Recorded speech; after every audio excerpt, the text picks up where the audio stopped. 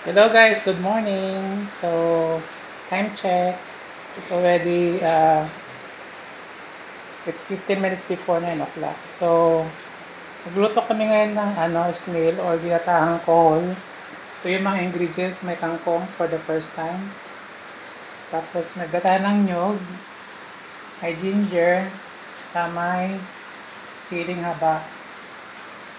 So, mamaya, i-flex ko yung finished product after we cook snail or ginatahang kohol. Ito yung niya. So, ngayon ko lang nalaman na pwede palang ilagay ang kangkong. Sa inyo guys, ano ba yung nilalagay nyo ba yung kangkong din sa ginataang kohol?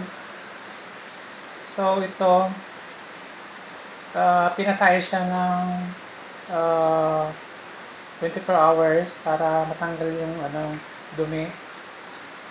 So, ngayon, after 24 hours, ito na ngayon yung kohol. So, yan.